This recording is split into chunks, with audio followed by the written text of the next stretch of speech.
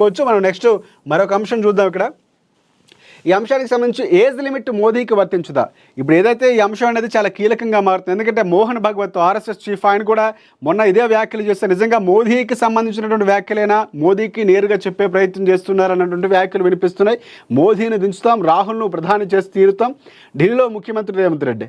ఇక తెలంగాణ ప్రజల పక్షాన్ని చెబుతున్న రాహుల్ గాంధీని భారత ప్రధాని చేసి తీరుతామని సీఎం రేవంత్ రెడ్డి అన్నారు.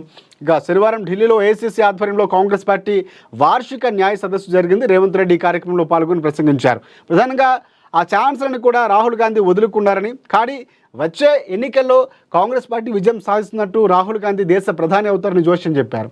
75 ఏళ్లకు పదవి నుంచి దిగిపోవాలని ఆర్ఎస్ఎస్ చీఫ్ మోహన్ భగవత్, ఇందాక మనం మాట్లాడుకున్న అంశం, మోహన్ భాగవత్ చెప్తున్నారని. కానీ ప్రధాని సీటు వదులుకోవడానికి మోదీ ముందుకు రావటం లేదు.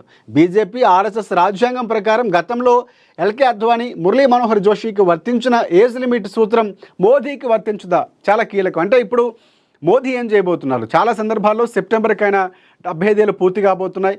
మోదీ కొనసాగుతారా, లేకపోతే ఆ పదవి కోసం ఇప్పటికే యోగి ఆదిత్యనాథ్ వంటి వారు, అలాగే నెక్స్ట్ ఉన్నటువంటి అమిత్ షా కానీ చాలా కీలకంగా నితిన్ గడ్కరీ లాంటి వరకు ఎదురు చూస్తున్నారు. అయితే ఈ నేపథ్యంలో మోదీ దిగుతారా?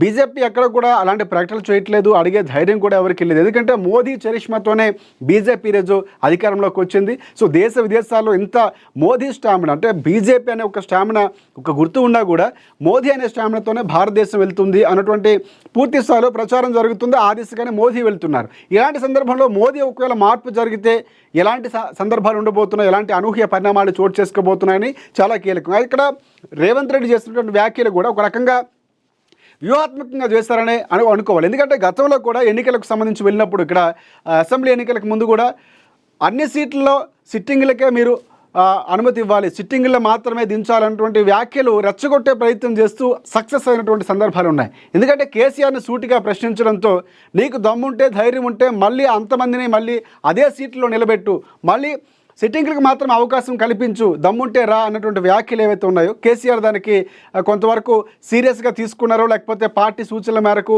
రేవంత్ రెడ్డి చెప్పిన తర్వాత మార్పులు చేస్తే మాకు నిజంగా బలం లేదు అనుకున్నారో తెలియదు, కానీ ఆ వ్యూహంలో ఆయన కూడా చిక్కుకున్నారు. అలా గెలిచారన్నటువంటి వ్యాఖ్యానాలు చాలామంది విశ్లేషణలు ఆ సందర్భంలో వినిపించాయి. ఇప్పుడు కూడా అలాంటి మోదీకి ఒక రకంగా వ్యూహాత్మకంగానే బీజేపీని ప్రశ్నించే ప్రయత్నం తెలంగాణ ముఖ్యమంత్రిగా రేవంత్ రెడ్డి చేస్తున్నారా?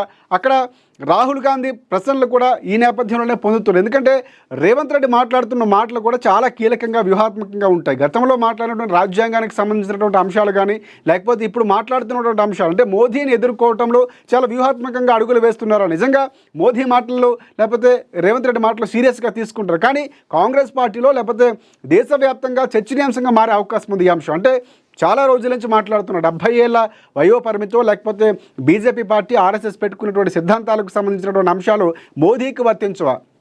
గతంలో మురళీ మనోహర్ జోషి కానీ, లేకపోతే ఎల్కే అద్వానీ, ఈ విషయాలు కూడా ఎందుకంటే ఎల్కే అద్వానీ గతంలో ప్రధాని అయ్యే అవకాశం ఉన్నటువంటి వ్యాఖ్యానాలు వినిపించాయి. కానీ ఇక్కడ వ్యూహాత్మకంగా రేవంత్ రెడ్డి వ్యాఖ్యలు చేశారా అన్నటువంటి క్లియర్గా కనిపిస్తుంది. చెప్పుతే